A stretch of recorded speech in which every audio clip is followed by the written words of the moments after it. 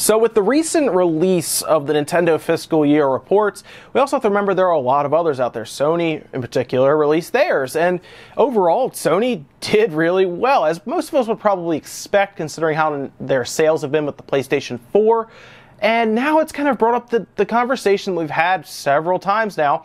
Is it going to catch the PS2? Is it even possible for it to catch the PS2? Because keep in mind, the PS2 is the best-selling game console ever, pretty much. I mean, that's it. It's the PS2, especially for any traditional ones. The DS is right there as well. But for traditional home consoles, the PS2 is the king, and I don't think it'll be caught by the PS4, and I'll talk to you guys about that right now. We'll discuss why. So first off, let's talk about their financial reports. Now, Sony kind of faltered with their phone division, which I don't think is a big surprise since, man, the competition there is fierce right now with Samsung and Apple really pushing hard. And then you have LG, of course. There's a lot of companies making phones right now because it's what people need.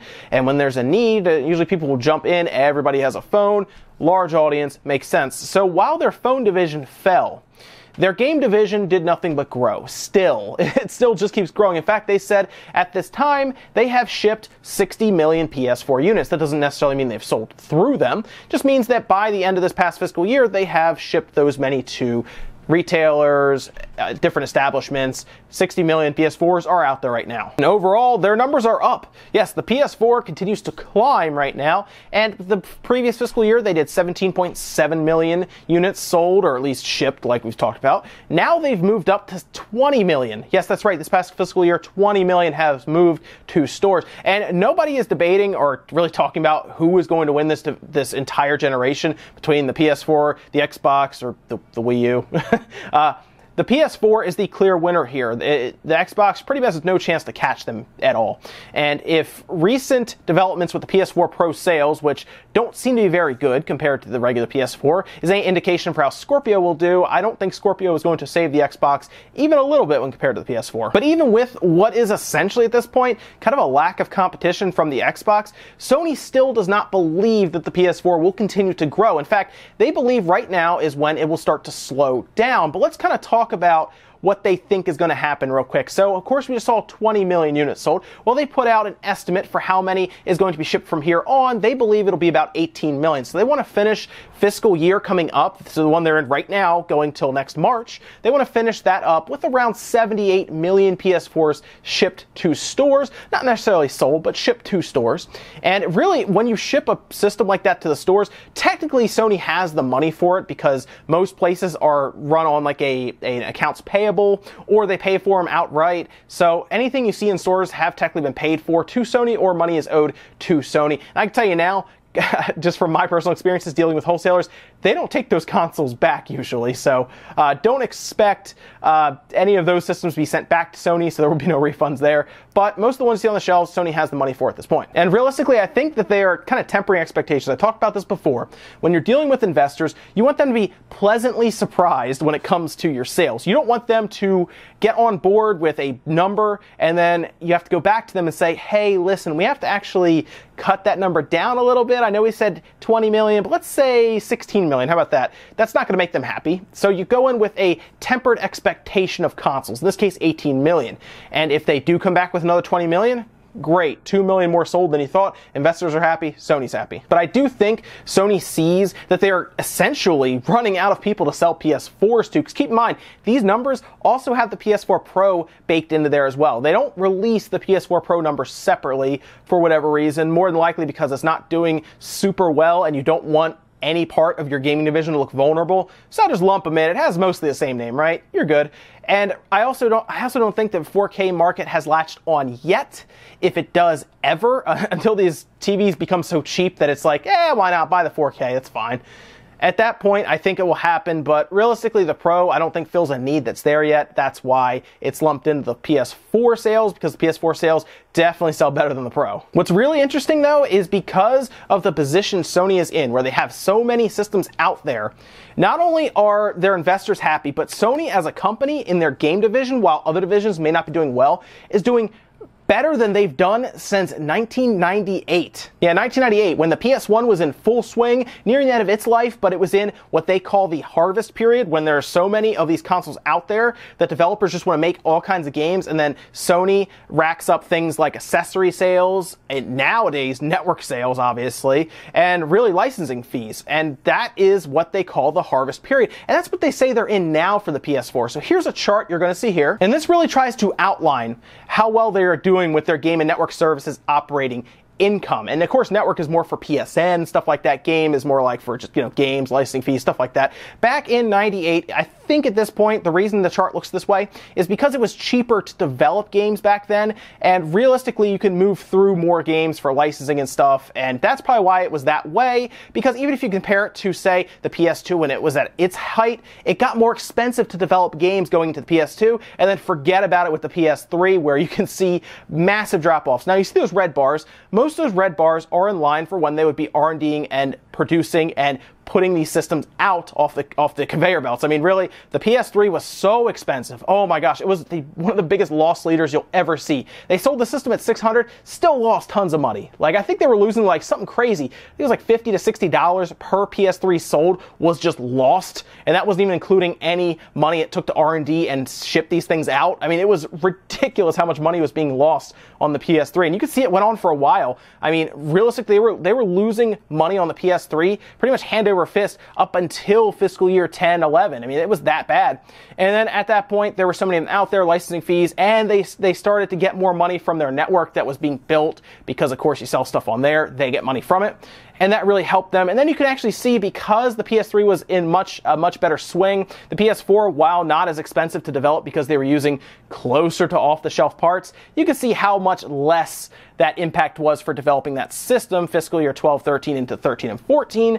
And then, of course, just producing them at a higher volume than they were expecting really turned up what their operating expenses were. But then you can see after that, it was nothing but a climb. And they are expecting fiscal year 17 and 18 to be the best they've ever had in the company's game division, and I honestly believe that. It's really hard to see why they would not, considering at that time the PS4 and the PS4 Pro will be as cheap as possible to make. It'll only get cheaper going forward, and at that point, it's going to be great because they'll have more systems out there, so more people will pay for the network that costs money now. Remember, they didn't have this network that you pay for. Even back with the PS3 or obviously the PS2 or PS1, they did have PlayStation Plus, but it wasn't required to play online. It's required now. So even if half the people that have a PS4 right now are paying for online, that's 30 million customers. And that is a lot. When it goes a long way when everybody has to pay $50 to $60 a year to play online. But even with how great Sony is doing, I don't think they will sell as many systems as the PS2 did. Because keep in mind, the PS2 roughly sold somewhere around 155 million units. That is an insane amount of units.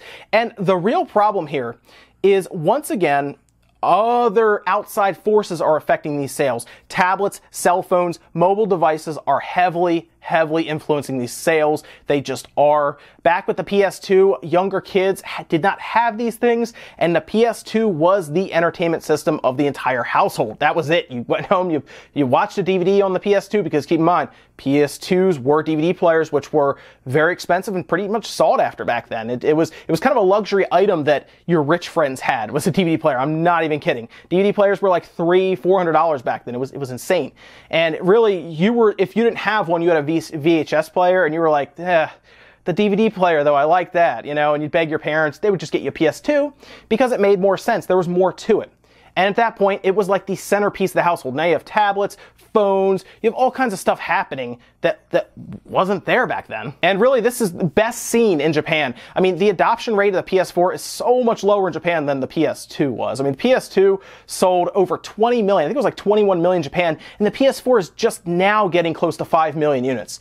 So I don't think it's going to do well there overall compared to the PS2. I think the PS2 will always hold Japan over the PS4. And while that's not the biggest loss there, I do think it will affect it, because even if the PS4 gets to 10 million, it still sold 11 million less than the PS2 did there. Europe, basically everywhere. Everywhere is being affected by these other outside forces. I mean, keep in mind, the system, the PS4, would have to sell another 95 million units to get to where the PS2 is. And if Sony is fighting this weird battle with Xbox and Microsoft, to where it's all about resolution now, and they can't sit on a system like this for long. Not like how the PS2. The PS2 was around for so long, they made like FIFA 14 for the thing. I mean, what? Yes, that's how widely adopted the PS2 was in Europe at the time. There's still so many there. They developed FIFA 14 for the system. It's crazy to think that way, that a system had that much impact on an entire part of the world that they would go back and keep developing FIFAs. You know, it's insane, but that's just the PS2. It's pretty much a living legend of consoles, and living to the sense that you can still have it, turn it on and play it, and for most part you can go online and buy games, or some local mom and pop stores still have games to buy. But it's not all bad. I mean, now at this point, it's obvious that Sony is making more money than they ever have in games because of things like the paid network, because of how, really at this point, how expensive it is to make games and the licensing that goes along with it. Sony's in a great place here. They're pretty much ruling games right now, and I don't think there's any way that Microsoft or even Nintendo are going to catch them this generation.